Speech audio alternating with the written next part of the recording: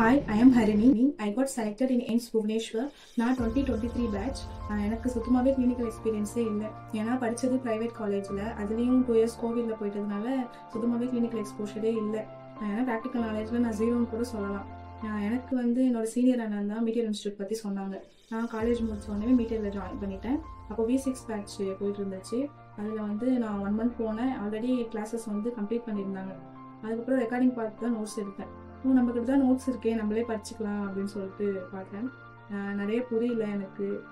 எதுக்கு இம்பார்ட்டன்ஸ் கொடுத்து படிக்கணும், எந்தெந்த டாபிக் ஃபோக்கஸ் பண்ணி படிக்கணும் அப்படின்னு நிறைய கன்ஃபியூஷன்ஸ் இருந்தது. அப்போது நான் மறுபடியும் V8 V9 ஜாயின் பண்ணியிருந்தேன். அப்போ மறுபடியும் கிளாஸஸ் அட்டன் பண்ணும்போது கேட்கும்போது தான் நம்ம எப்படி படிக்கணும், எதில் ஃபோக்கஸ் பண்ணி படிக்கணும் அப்படின்ற ஒரு ஐடியாவே எனக்கு கிடச்சிது. எனக்கு நார்செட் 6 செகண்ட் அட்டம்ப்ட்டு. நார்செட் 5 நான் ப்ரிலிம்ஸ்லேயே செலக்ட் ஆகலை. அப்போது ரொம்ப பயமாக இருந்தது. நமக்கு எதுவுமே தெரியல, எக்ஸ்பீரியன்ஸே இல்லாமல் படிக்க வந்துட்டோம். அதனால தான் நம்ம ப்ரிலிம்ஸ்லேயே செலக்ட் ஆகலை அப்படின்னு பயமாக இருந்தது. ஏன்னா ராஜ்குமார் சார் அடிக்கடி சொல்லுவாங்க, அட்லீஸ்ட் 6 மந்த்தாவது கிளினிக்கல் எக்ஸ்பீரியன்ஸ் இருந்தால் படிக்கிறதுக்கு ஈஸியாக இருக்கும் அப்படின்னு சொல்லிட்டு சார் சொல்லுவாங்க.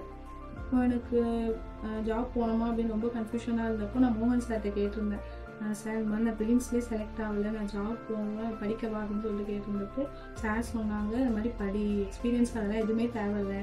இப்போ நீ ஜாபுக்கு போனாலும் இவ்வளோ படித்தது எல்லாமே வேஸ்ட் ஆகிடும், டச் விட்டு போயிடும் அப்படின்னு சொன்னாங்க. அப்புறம் சரின்னு சொல்லிட்டு நான் நார்செட் 6க்கு என்னோட எஃபோர்ட் போட்டு படித்தேன். அப்போது நார்செட் 6ல் ப்ரிலிம்ஸில் ஃபுல்லாகவே ப்ராக்டிக்கல் கொஷின்ஸ் தான் கேட்டிருந்தாங்க. பிடி டியூபு அது இதுன்னு கேட்டிருந்தாங்க. அப்படி இருந்துமே நான் நார்செட் 6ல் 97% எடுத்தேன். அப்படின்னா எல்லா கிரெடிட்ஸுமே ராஜ்குமார் சாருக்குன்னு தான் சொல்லுவேன். ஏன்னா நான் யூடியூப்லாம் பார்த்ததே இல்லை, நீங்கள் சொன்னால் கூட நம்ப மாட்டீங்க. ஏன்னா செக்ஷன்லாம் பண்ணது கூட இல்லை. அப்படி இருக்கும்போது அந்த மாதிரி கொஷின்ஸ்க்குலாம் நம்ம ஆன்சர் பண்ணுறோம் அப்படின்னா அது ராஜ்குமார் சாரோட டீச்சிங், அவரோட கைடன்ஸ் மட்டும்தான். ஏன்னா சார் கிளாஸஸ் எடுக்கும்போது ப்ரொசீஜர் எக்ஸ்பிளைன் பண்ணும்போது அவரோட கிளினிக்கல் எக்ஸ்பீரியன்ஸஸ் சொல்லுவாங்க. அப்போது நமக்கு இப்படி தான் இருக்கும் போல் அந்த சினாரியோக்குள்ளே போய் நான் இமேஜின் பண்ணி அந்த மாதிரி தான் நான் படித்தேன் எல்லாமே. அப்போது அவரோட எக்ஸ்பீரியன்ஸை சொல்லும்போது எனக்கு ரொம்பவே ஹெல்ப்ஃபுல்லாக இருந்தது. நர்சிங்கில் என்னோட குருனா நான் ராஜ்குமார் சார் தான் சொல்லுவேன். ரொம்ப ரொம்ப தேங்க்ஸ் சார். அப்புறம் மோகன் சார் மார்னிங் போடுற கோர்ஸ் எனக்கு ரொம்ப யூஸ்ஃபுல்லாக இருக்கும். ஏன்னா நம்ம ஒரு சில நாள் டிமோட்டிவேட் ஆகும், டவுன் ஆகும்போது. ஏன்னா அம்மாவுக்கு உடம்பு முடியாமல் இருக்கும், அவங்களுக்கு ஸ்பைனில் டிஸ்க் ப்ராப்ளம் இருந்ததுனால நானும் சிஸ்டம் தான் வீட்டில் ஒர்க்ஸ் எல்லாமே பார்த்துப்பேன். இப்போ அம்மா சொல்லுவாங்க, என்னால் சுத்தமாக முடியல, நீ ஜாப் போயிட்டேன்னா நான் ரிசைன் பண்ணிடுவேன், என்னால் போக முடியல அப்படின்னு சொல்லிட்டு இருந்தாங்க. இப்போது நம்மளால முடியுமா, நம்மளால செலக்ட் ஆகுமா, எப்படி படிப்போம் அப்படின்னு ரொம்பவே நிறைய செல்ஃப் டவுட்ஸ் இருந்தது. அப்படி நிறைய நாள் அழுதுட்டு கூட படுத்திருக்கேன் நைட்டு. அப்படி இருக்கும்போது மார்னிங் சாரோட கோர்ஸ் பார்க்கும்போது ரொம்ப மோட்டிவேட்டிங்காக இருக்கும், எனக்குன்னே சொன்ன மாதிரி இருக்கும். அப்போது அந்த டேவே ப்ரொடக்டிவாக போகும். அந்த அளவுக்கு சாரோட மோட்டிவேஷன் கோர்ஸ் எல்லாமே எனக்கு ரொம்ப ஹெல்ப்ஃபுல்லாக இருந்தது. அப்புறம் எக்ஸாமுக்கு முன்னாடி அந்த ஸ்ட்ராட்டஜி கிளாஸஸ் எனக்கு ரொம்ப ரொம்ப ஹெல்ப்ஃபுல்லாக இருந்தது. நம்ம எப்படி கொஷின்ஸ் அட்டன் பண்ணணும், எத்தனை அட்டன் பண்ணணும், டைம் எப்படி மேனேஜ் பண்ணணும், எல்லாமே எக்ஸாம் முன்னாடி ஒருத்தவங்க சொன்னால் நல்லா இருக்குமே அப்படின்ற மாதிரி இருக்கும். அதனால தான் நான் எக்ஸாமில் அந்தளவுக்கு ஃபியர் இல்லாமல் அட்டன் பண்ணனே சொல்லுவேன். அந்த ஸ்ட்ராட்டஜி கிளாஸ் ரொம்ப ஹெல்ப்ஃபுல்லாக இருந்தது. அப்புறம் மோகன் சாரோட சைக்காட்ரி கிளாஸஸ் எல்லாமே டைம் போகிறதே தெரியாது. அது எங்களுக்கு ஒரு ஸ்ட்ரெஸ் பஸ்டர் கிளாஸ் மாதிரி தான் இருக்கும். ஏன்னா சைக்காட்ரினாலே நிறைய டேர்ம்ஸ் இருக்கும், எல்லாமே ஒரே மாதிரி இருக்கும், ஞாபகம் வச்சுக்க முடியாது. அதுக்கு எல்லாமே சார் ஒரு எக்ஸாம்பிள் சொல்லி அது நியூமரஸாக சொல்கிறப்போ அது மைண்டில் சீக்கிரமாக செட் ஆகிடும். அதனால தான் மெயின்ஸில் 20 கொஷின்ஸ்க்கு மேலே சைக்காட்ரியில் கேட்டிருந்தப்போ கூட ஈஸியாக ஆன்சர் பண்ண முடிஞ்சது. அப்புறம் நம்ம எக்ஸாம் டைமில் எவ்வளோ ஸ்ட்ரெஸ்ஸாக இருந்தாலும் அந்த ஒரு எக்ஸாம் டென்ஷனில் இருக்கப்போ கூட சாரோட மீம்ஸ் பார்த்தா அது ஒரு ஹாப்பினஸ் கொடுக்கும்.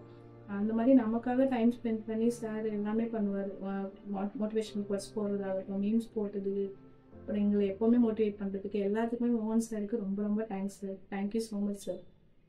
அப்புறம் ஓஜி மேம், ரஞ்சினி மேம், அவங்களோட கிளாஸஸ்க்குலாம் சான்ஸே இல்லை. மேம் அவ்வளோ அழகாக கிளியராக சொல்லி தருவாங்க. எல்லாமே போத் தமிழ்லேயும் சொல்லுவாங்க, அப்புறம் இங்கிலீஷ்லேயும் சொல்லுவாங்க, நிறைய நிமோனிக்ஸ் சொல்லுவாங்க ஞாபகம் வச்சுக்கிறதுக்கு. மேமோட கிளாஸஸ் எனக்கு ரொம்ப பிடிக்கும். Thank you so much ma'am.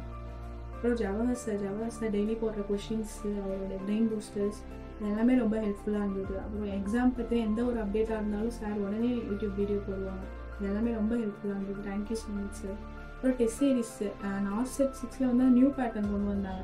18 மினிட்ஸில் 20 கொஷின்ஸ் அட்டன் பண்ணணும் அப்படின்னு சொல்லிட்டு. நம்ம எழுதுகிறப்ப தான் இந்த மாதிரிலாம் கொண்டு வருவாங்களா அப்படின்ற மாதிரி இருந்தது எனக்கு. இப்போ எப்படி அட்டன் பண்ண போகிறோம், எனக்கு ஆல்ரெடி டைம் மேனேஜ்மெண்ட்டில் நான் கொஞ்சம் வீக்கு, எப்படி அட்டன் பண்ண போகிறோம்னு ரொம்ப பயத்தில் இருந்தப்போ தான் டெஸ்ட் சீரிஸ் கொண்டு வந்தாங்க. அது ரொம்ப ரொம்ப யூஸ்ஃபுல்லாக இருந்தது.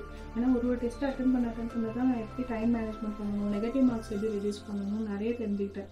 அதே மாதிரி கொஷின் டிஸ்கஷனோட இருக்கும்போது நிறைய நாலேஜும் கெயின் பண்ணிட்டு டெஸ்ட் சீரிஸ் ரொம்ப யூஸ்ஃபுல்லாக இருந்தது எனக்கு. நான் எப்படி ப்ரிப்பேர் பண்ணேன்னா ஃபுல்லாகவே மீட்டியரோட கண்டென்ட் தான், ப்ளஸ் சென்ஸ்லெஸ் கொஷின்ஸ், அப்புறம் மீட்டியரோட டெஸ்ட் சீரிஸ் இது மட்டும் தான் நான் படித்தேன்.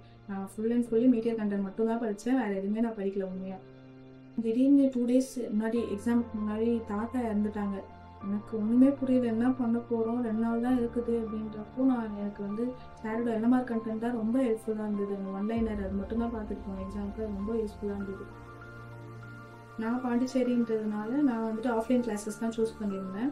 அங்கே எனக்கு எல்லாமே ரொம்ப கம்ஃபர்டபுளாக இருந்தது. மார்னிங் டு ஈவினிங் வரைக்கும் நம்ம எப்போ வேணால் போய் படிக்கலாம், டிஸ்கஸ் பண்ணி படிக்கலாம், அது எல்லாமே ஹெல்ப்ஃபுல்லாக இருந்தது. மீட்டியரை பொறுத்த வரைக்கும் நம்ம ஏதோ ஜாயின் பண்ணோம், படித்தோம், எக்ஸாம் கிளியர் பண்ணோம், அதோடு முடிஞ்சுது அப்படின்னு இல்லாமல் நம்ம ப்ரிப்ரேஷன் ஸ்டார்ட் பண்ணதுலேருந்து நம்ம ஜாயின் பண்ணுற வரைக்குமே அவங்க சப்போர்ட் கொடுத்துட்டே இருந்தாங்க.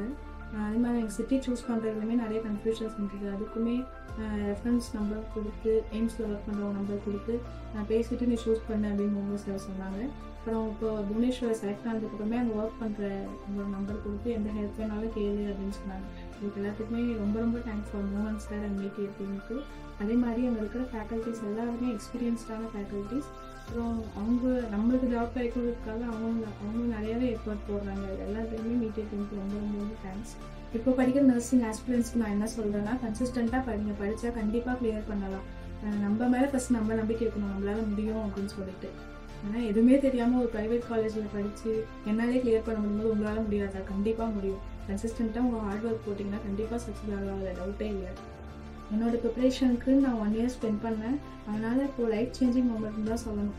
ஏன்னா அம்மா ரிசைன் பண்ணிட்டாங்க, அவங்க நான் ரிலீவ் பண்ணிட்டேன் அப்படின்னு சொல்லும் போதே எனக்கு ரொம்ப சந்தோஷமாக இருக்குது. எல்லாருக்குமே ரொம்ப ரொம்ப தேங்க்ஸ். எங்கள் ஃபேமிலி, அப்பா, அம்மா, ஸ்பெஷலி என்னோட சிஸ்டருக்கு. ஏன்னா எக்ஸாம் டைமில் அவங்க தான் வீட்டில் ஒர்க் எல்லாமே பார்த்துட்டு எனக்கு ரொம்ப ஹெல்ப் பண்ணாங்க. தேங்க்ஸ் எல்லாருக்கும் ரொம்ப ரொம்ப தேங்க்ஸ். Thank you so much.